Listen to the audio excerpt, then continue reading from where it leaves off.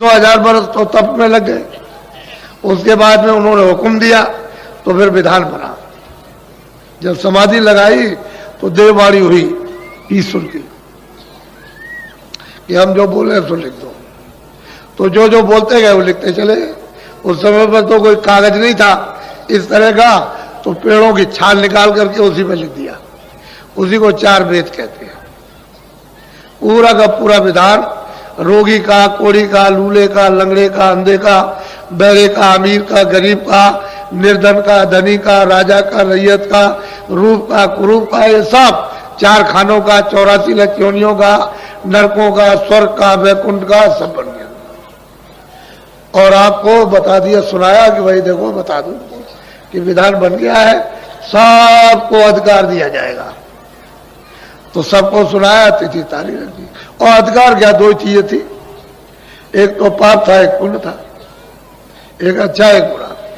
उन्होंने कहा देखो ये अच्छा है बुरा, तुम सत्य बोलो असत्य बोलो तुम्हारी मर्जी, आंखों से अच्छा देखो बुरा देखो तुम्हारी मर्जी, कान से अच्छा सुनो बुरा सुनो तुम्हारी मर्जी, बुद्धि से अच्छा विचार करो बुरा करो तो तुम्हारी इच्छा की बात।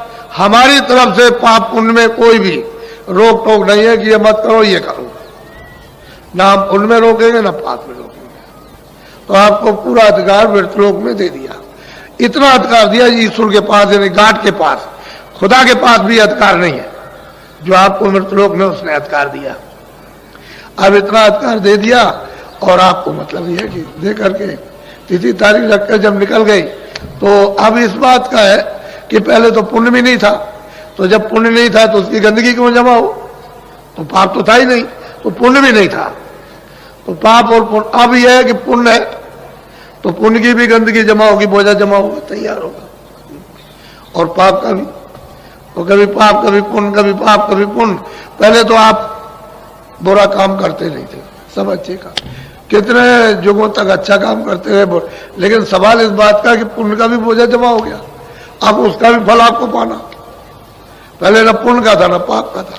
फिर कभी आपसे बन गया अधिकार, आपको मिला तो आपने कभी 1 झूठ बोल दिया, कभी 2 झूठ बोल दिए, कभी 4 फिर झूठ बोल दिया, कभी धोखा दे दिया, कभी बेईमानी कर ली, ऐसे कभी कभी तो वो भी जमा हो गया। ऐसे जमा होते जब आपकी लाख बरस की उम्र है तो उसमें पता नहीं क्या क्या हो जाएगा। तो ये पाप पुण्य सब मिश्रित हो गए तो बोझा। लेकिन जब तुम्हारे ऊपर कोई बोझा नहीं था, पाप पुण्य का कोई विधान नहीं था, पूरी स्वतंत्रता थी, स्वाधीनता थी कि जब चाहो उसके पास जाओ, जब चाहो लौट आओ, दिन में 100 बार जाओ, 100 बार लौट आइए उसके पास। लेकिन जब यह अधिकार दे दिया तो रोक टोक क्यों हुई कि ये पाप पुण्य, ये अच्छा ये बुरा, अच्छा बुरा, भाई यही से बंधन पड़ेगा। तो बंधन पढ़ते पढ़ते पढ़ते पहले तो आंख खुली थी, कान खुले थे, देववाणी सुनते थे, सब लोग सुनते थे, आंख खुली थी, यानी तीसरी आंख, तीसरा नेत्र सबका खुला था। कोई ऐसा नहीं था जिसका बच्चे बच्चे का खुला ना हो, सब आते जाते थे।